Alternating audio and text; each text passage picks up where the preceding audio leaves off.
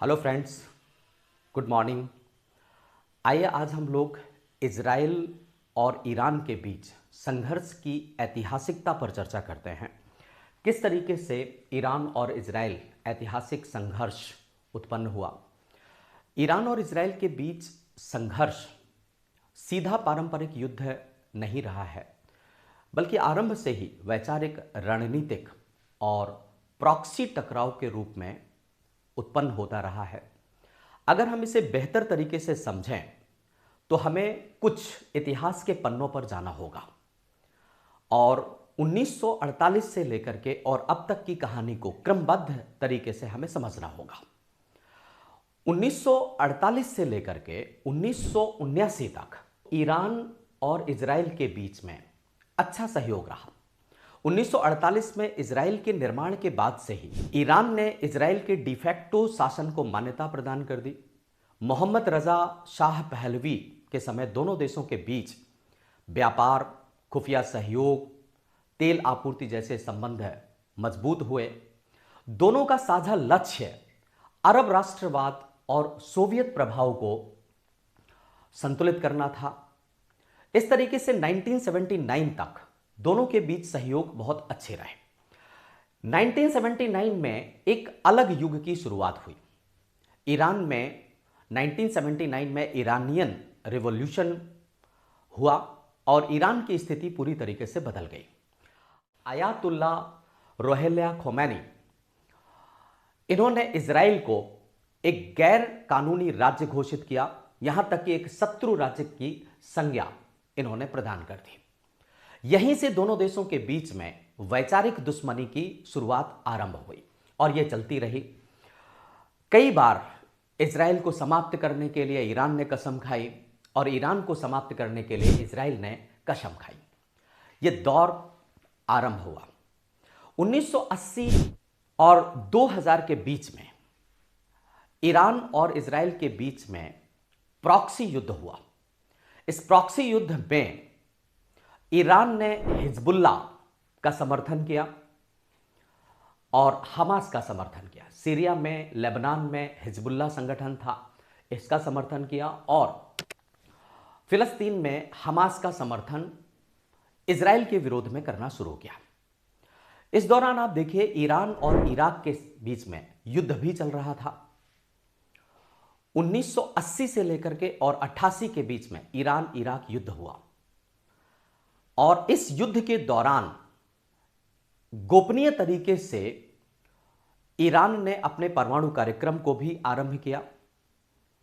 Israel ने इन संगठनों को, जो हमास और हिजबुल्ला संगठन थे, इनको एक आतंकी खतरा माना और यह स्पष्ट हो गया कि दोनों देशों के बीच में यह खतरा बहुत भयावह स्थिति में पहुंच चुका है। युद्ध की स्थिति बनी। इसी दौरान ईरान ने अपने समय समय पर परमाणु कार्यक्रम भी आरंभ किए और छुपे हुए तौर पर ये परमाणु कार्यक्रम चलते रहे। अब बात आई कि वर्ष 2000 में ईरान के परमाणु कार्यक्रम उजागर हो गए। ईरान का परमाणु कार्यक्रम जग जाहिर होने लगा और इजराइल ने इस कार्यक्रम को मध्य पूर्व के लिए सबसे बड़ा खतरा बताया। इजराइल ने कई कदम उठाए इस काम को देखते हुए, ईरान के परमाणु कार्यक्रम को देखते हुए, और साइबर हमला हुआ इजराइल की तरफ से। कई बार इजराइल ने ईरान के वैज्ञानिकों के हत्याएं की। सीरिया में ईरानी ठिकानों पर एयर स्ट्राइक की। इजराइल के नेता बेंजामिन नेतन्याहू ने इसे वैश्विक खतरे के रूप में घोषित किया। तो कुल मिलाकर के वर्ष 2000 से लेकर के और 2015 तक का फेज एक टेक्नोलॉजिकल सैन्य टकराव का फेज था। वर्ष 2015 में स्थितियां बदली। आयातुल्ला और joint comprehensive plan of action JCPOA में समझौता किया गया। उस समय अमेरिका में राष्ट्रपति ओबामा हुआ करते थे। वर्ष 2015 से लेकर के और 17 तक एक प्रकार से शांति रही, क्योंकि यह समझौता हुआ और इस समझौते में ईरान ने परमाणु परीक्षण ना करने का फैसला लिया। तो तमाम तरीके की स्थितियां बनती रहीं। 2018 में अमेरिका में ट्रंप सरकार आई और ट्रंप सरकार के आते ही तनाव फिर से बढ़ने लगा। ईरान ने सीरिया में अपनी सैन्य उपस्थिति बढ़ाई, जिस पर इजराइल ने बार बार हमले किए। तो 2015 से लेकर के और 18 के बीच में भले ही जेसीपीओ हुआ हो, लेकिन 18 के बाद से स्थितियां बदलने लगी। यहां तक कि वर्ष 2018 के बाद एक छाया युद्ध के तौर पर पुनः स्थितियां पैदा हुई। 2018 से लेकर के 2025 तक एक शैडो वॉर चलता रहा। इस शैडो वॉर में कई बार समुद्री टैंक्स पर हमले किए गए, साइबर अटैक किए गए, ड्रोन और मिसाइल हमले किए गए। गाजा और लेबनान में भी टकराव जारी रहा।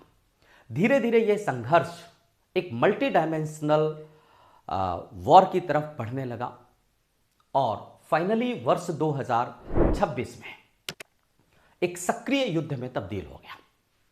28 फरवरी 2026 में ईरान इजराइल संघर्ष की अचानक तात्कालिक सक्रियता, इमीडिएट एक्सीलेशन, ये बढ़ने लगा। किसी एक कारण से ये टकराव नहीं हुआ था, जैसा कि मैंने आपको पहले बताया कि बहुत सारे कारण रहे हैं, राजनीतिक, सैन्य और अनेक प्रकार की ऐसी घटनाएं रही हैं जिस कारण से ये टकराव हुआ। तो इस टकराव में सबसे पहले 28 फरवरी 2026 को अमेरिका और इजराइल ने संयुक्त रूप से ईरान पर हमले किए और इन हमलों के दौरान परमाणु कार्यक्रम, बैलिस्टिक मिसाइल ठिकानों पर हमला, सैन्य नेतृत्व पर हमला। इस हमले में ईरान के शीर्ष नेतृत्व खमैनी साहब को मार दिया गया और यही घटना युद्ध का एक सीधा ट्रिगर बन गई। इस स्थिति को देखते हुए ईरान ने एक रिटेलिएशन किया। अब अमेरिका यह कहता है कि यह एक प्री एम्प्टिव वॉर था। प्री एम्प्टिव वॉर का मतलब होता है कि जब कोई देश ये मान ले कि उस पर हमला होने वाला है तो पहले ही हमला करके उस खतरे को कम करने की कोशिश करता है। इसे प्री एम्प्टिव वॉर कहा जाता है। 1967 में भी इजराइल ने अरब देशों के विरुद्ध एक प्री एम्प्टिव वॉर किया था। तो ये जो ईरान के ऊपर इजराइल और अमेरिका ने प्री एम्प्टिव वॉर किया, तो स्वाभाविक सी बात है कि ईरान एक प्रिवेंटिव वॉर करेगा। प्रिवेंटिव वॉर के तहत अपने आप को सुरक्षित करने का काम उन्होंने किया। अब इजराइल और अमेरिका ने कई दृष्टिकोणों से इस हमले को जायज ठहराया। एक तो परमाणु कार्यक्रम पर असहमति थी। ईरान का परमाणु कार्यक्रम लंबे समय से इजराइल के लिए एक खतरा बना हुआ था। कूटनीतिक वार्ताएं चल तो रही थी, लेकिन बार बार विफल होती जा रही थी। अमेरिका इजराइल ने यह निष्कर्ष निकाला कि अब डिप्लोमेसी का वक्त खत्म हो चुका है, सैन्य कार्यवाही जरूरी है। इसलिए हमला पूर्व नियोजित रणनीतिक तरीके से किया गया। कुछ दिनों तक यह हमला ईरान पर होता रहा, लेकिन ईरान ने इसको रीजनल एक्सीलेट कर दिया। ईरान ने अपने प्रॉक्सी नेटवर्क और सैन्य क्षमता का इस्तेमाल करते हुए खाड़ी देशों, विशेषकर इराक, लेबनान, सीरिया तक यहां इस युद्ध को फैला दिया। यहां तक कि सऊदी अरब और संयुक्त अरब अमीरात में भी हमले किए गए ईरान के द्वारा। ईरान ने यह तर्क दिया कि जहां जहां अमेरिका के अड्डे हैं, हम वहां हमले कर रहे हैं, हम अरब देशों की संप्रभुता पर कोई नुकसान नहीं पहुंचा रहे। लेकिन ऐसा नहीं है कि अरब और ईरान के बीच में तनाव नहीं था। अरब और ईरान के बीच तनाव तो बहुत पहले 632 ईस्वी से ही चल रहा है, मोहम्मद साहब के उत्तराधिकारी को लेकर के। तो कुल मिलाकर के ये रीजनल एस्केलेशन बढ़ा और इससे युद्ध सिर्फ द्विपक्षीय नहीं रह गया, बल्कि एक क्षेत्रीय संगठन बन गया।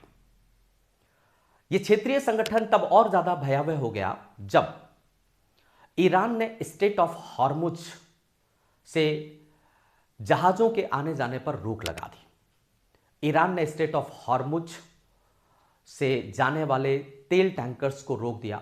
इससे वैश्विक व्यापार और तेल सप्लाई बाधित होने लगी। परिणामतः यह संघर्ष एक वैश्विक रूप धारण कर चुका।